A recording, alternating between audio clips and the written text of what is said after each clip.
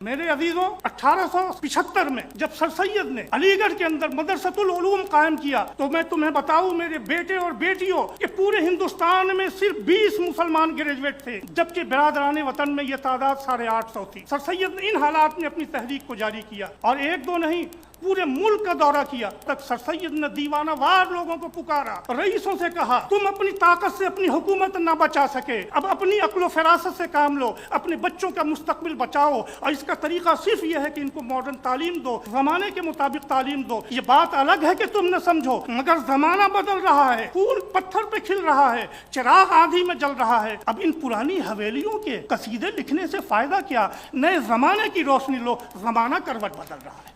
عالی جناب vice chancellor صاحب، پرو وائس چانسلر صاحب، رجسٹرار صاحب، مہمان خصوصی ڈاکٹر طاہر محمود صاحب، مہمان اعزازی جسٹس اقبال انصاری صاحب، چندن سنہا صاحب، خواتین و حضرات اور علیگ برادری، آج 17 اکتوبر ہے، بابائے قوم محسن ملت سر سید احمد خان کا یوم پیدائش ہے۔ یہ دن ہمیں یاد دلاتا ہے کہ ہم سر سید کی قربانیوں کو یاد کریں اور ان کے پیغام کو دنیا کے گوشے گوشے تک پہنچانے کا اہتمام کریں۔ سر سید ایک شخصیت کا نام نہیں، ایک عہد کا نام نہیں، ایک احساس شخصیت کا نام ہے۔ ایسی شخصیت برسوں میں نہیں صدیوں میں پیدا ہوتی ہے جو لوح ایام پہ اپنے انمٹ نقوش چھوڑ جاتی ہے۔ مت مجھ کو سہل جانو، پھرتا ہے فلک برسوں، تب خاک کے پردے سے انسان نکلتے ہیں۔ سر سید مختلف الجہاز شخصیت تھے۔ سر سید مورخ بھی تھے، مدبر بھی تھے، قانون داں بھی تھے اور سیاست داں بھی تھے، مصلح بھی تھے، ماہر تعلیم بھی تھے، اور سب سے بڑی بات یہ ہے کہ دنیا انقلاب میں وہ عظیم الشان شخصیت تھے جنہوں نے ایک قوم کی تقدیر بدل ڈالی۔ سر سید جس عہد میں پیدا ہوئے وہ مغلیہ حکومت کی شام زوال تھی۔ سر سید نے پورے 40 سال 1817 سے لے کر 1857 تک ماضی پہ نظر رکھی، ہندوستان کے عروج و زوال کا گہرائی سے مشاہدہ کیا۔ اس زمانے میں ملازمت کے ساتھ سر سید نے جو کتابیں لکھی وہ ماضی کا حوالہ ہے۔ جلاء القلوب لکھی، تسیر فی جر ثقیل لکھی، سلسلۃ الملوک لکھی اور آثار الصنادید لکھی۔ یہ ساری کتابیں ماضی کا حوالہ ہیں۔ 1857 سے لے کر 1870 تک سر سید نے مستقبل کے بجائے حال پہ نظر رکھی۔ 1857 کے بعد جو مسلمانوں کا قتل عام ہوا، ہندوستانیوں کا قتل عام ہوا، 1857 کی بغاوت کے نتیجے میں انگریزوں نے جو قہر ڈھائے ہندوستان میں کسی سے مخفی نہیں ہے۔ سر سید نے ان حالات میں ابنائے وطن کی دستگیری کی، وہ نکل کر کے آئے۔ اس زمانے میں سر سید نے سرکشی ضلع بجنور لکھی، اسباب بغاوت ہند لکھی، تبین الکلام فی تفسیر التوراۃ والانجیل علی ملت اسلام لکھی، ڈبلیو ہنٹر کی کتاب آور انڈین مسلم کا جواب لکھا، اور صوبہ متحدہ کے گورنر ولیم مور کی کتاب لائف آف محمد کا جواب الخطبات الاحمدیہ کے نام سے لکھا۔ سر سید نے اس زمانے میں اپنی تحریروں میں جس بصیرت اور جس جرأت کا ثبوت دیا، اس کو سلام کرتے ہوئے علامہ اقبال نے کہا، بندہ مومن کا دل بیم و ریا سے پاک ہے، قوت فرما روا کے سامنے بے باک۔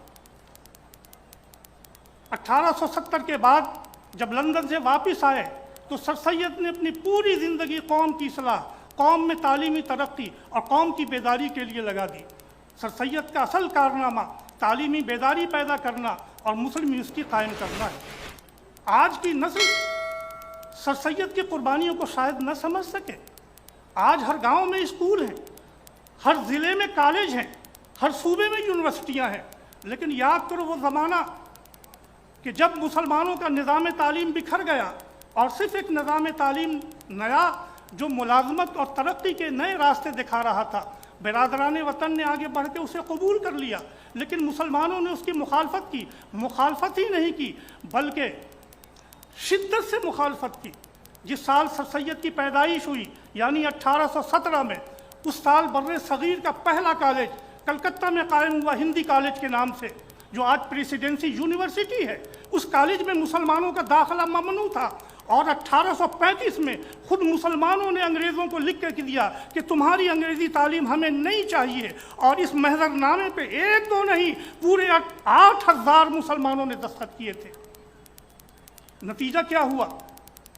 बिरादरान वतन मॉडर्न एजुकेशन हासिल करके आला मनासिब पे पहुंच गए और मुसलमान हसरत से देखते रहे।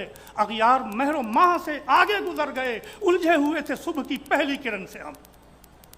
मेरे अजीज़ों, 1875 में जब सर सैयद ने अलीगढ़ के अंदर मदरसतुल उलूम कायम किया, तो मैं तुम्हें बताऊं मेरे बेटे और बेटियों कि पूरे हिंदुस्तान में सिर्फ 20 मुसलमान ग्रेजुएट थे, जबकि बिरादरान वतन में यह तादाद 850 थी। सर सैयद ने इन हालात में अपनी तहरीक को जारी किया और एक दो नहीं पूरे मुल्क का दौरा किया। अलीगढ़ से बनारस तक, बनारस से आजमगढ़ तक, गोरखपुर से कलकत्ता तक, कलकत्ता से पटना तक, अहमदाबाद से पूना तक, गुरदासपुर से अमृतसर तक और मेरठ से लाहौर तक सर सैयद ने दीवानावार लोगों को पुकारा। रईसों से कहा, तुम अपनी ताकत से अपनी हुकूमत ना बचा सके, अब अपनी अक्ल फरासत से काम लो, अपने बच्चों का मुस्तकबिल बचाओ, और इसका तरीका सिर्फ यह है कि इनको मॉडर्न तालीम दो, ज़माने के मुताबिक तालीम दो। ये बात अलग है कि तुम न समझो, मगर ज़माना बदल रहा है, फूल पत्थर पे खिल रहा है, चिराग आंधी में जल रहा है। अब इन पुरानी हवेलियों के कसीदे लिखने से फ़ायदा क्या? नए ज़माने की रोशनी लो, ज़माना करवट बदल रहा है। मेरे अजीज़ों और मेरे साथियों, सर सैयद ने सिर्फ तकरीर और तहरीर के ज़रिए कौम को नहीं जगाया, एक मेयारी कॉलेज अलीगढ़ में कायम करके दिखाया जिसका नाम था मोहम्मदन एंग्लो ओरिएंटल कॉलेज। नाम तो इसका मोहम्मदन एंग्लो ओरिएंटल कॉलेज था, लेकिन इसका दरवाज़ा हर मज़हब के लिए, हर मसलक के लिए, हर बिरादरी के लिए, हर ज़ात के लिए, हर जोग्राफियाई हद के लिए खुला रखा। अगर इसका पहला ग्रेजुएट अब्दुल्ला था तो दूसरी तरफ इसका पहला ग्रेजुएट ईश्वरी प्रसाद था। तुम्हारे रहनुमाओं ने सर सैयद की इस लेगेसी को आगे बढ़ाया। एक हाल अगर सर सैयद के नाम से बनाया तो दूसरा नाम हाल भीमराव अंबेडकर के नाम से बनाया। एक हाल तुम्हारे बाबाओं ने अगर सुल्तान जहां बेगम के नाम से बनाया तो दूसरा हाल सरोजनी नायडू के नाम से और तीसरा हाल इंदिरा गांधी के नाम से बनाया। अगर इंजीनियरिंग कॉलेज को डॉक्टर जाकिर हुसैन का नाम दिया तो मेडिकल कॉलेज को पंडित जवाहरलाल नेहरू का नाम दिया। सेकुलर किरदार की यह मिसाल हिंदुस्तान की दानिशगाहों में नहीं मिलेगी, और इसीलिए honourable prime minister of India Narendra Modi ji ने कहा, अलीगढ़ अलीगढ़ नहीं, ये मिनी इंडिया है। मेरे अजीजों, चंद साल पहले, कोविड से पहले, एक खलीजी मुल्क में मुझे बुलाया गया। हिंदुस्तान के तालीमी मसाइल पर मेरी गुफ्तगू हुई। गुफ्तगू के बाद एक नौजवान मिला, उसने कहा कि मैं हिंदुस्तान आना चाहता हूँ ताजमहल देखने के लिए। मैंने कहा, कौन सा ताजमहल देखोगे? वहाँ एक नहीं 2 ताजमहल।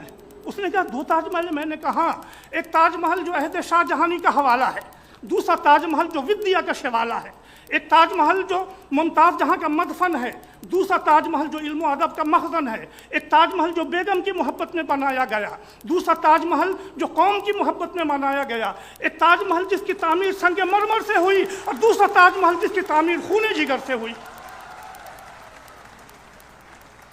एक ताजमहल जिसके सदर दरवाजे पर सूरह यासीन लिखी हुई है। सूरह यासीन जानते हो मरने वाले इंसान पे पढ़ी जाती है। दूसरा ताजमहल वो जिसकी सजदगाह यानी ऐसे साल की मस्जिद पर सूरह अल-फजर लिखी हुई है। अल-फजर का मतलब जानते हो नई सुबह की बशारत, तुलुए आफताब की अलामत, जिसको इकबाल ने इस तरह कहा, खोल आँख, खोल आँख, ज़मीं देख, फलक देख, फ़ज़ा देख, मशरिक़ से उभरते हुए सूरज को ज़रा देख, खुर्शीदे जहाँ ताप की ज़ौ तेरे शरर में, आबाद है एक ताज़ा जहाँ तेरे हुनर में, जचते नहीं बख्शे हुए खुर्शीद नज़र में, जन्नत तेरी पिन्हा है तेरे खूने जिगर में। आए पै करेगे लड़के और लड़कियों, आए पै करे गुल, कोशिशे पैहम की जजा देख, खोल आँख, ज़मीं देख, फलक देख, फ़ज़ा देख। वो शख्स कहने लगा कि मैं यही ताजमहल देखना चाहता हूँ। मैंने कहा, इस ताजमहल का असली नाम अलीगढ़ मुस्लिम यूनिवर्सिटी है और इसके बानी का नाम सर सैयद अहमद खां है। मेरे बच्चों और मेरे बच्चियों, इस ताजमहल की कदर करो। सर सैयद के इस रवायती اور تاریخی اور علمی دانشگاہ کی قدر کرو، اس کے پیغام پر بنو، اس کا پیغام لے کر پوری دنیا کے اندر چھا جاؤ۔ اس دعا پر اپنی بات ختم کرتا ہوں۔ زبانیں برگ گلنے کی دعا رنگی عبارت میں، خدا آباد رکھے اس چمن کو مہرباں ہو کر۔ ہندوستان زندہ باد، علی گڑھ پائندہ باد۔ آمین ثم آمین۔ پروفیسر سعود علام قاسمی صاحب کی ہر دعا پہ آمین، اور ہمیں امید ہے کہ یہ تعلیم کی روشنی جس کا ذکر آج انہوں نے اپنی بہت ہی پراثر اور مدلل تقریر میں کیا، وہ طلباء علی گڑھ اور طالبات علی گڑھ ہمیشہ اپنے سینے سے لگا کے رکھیں گی۔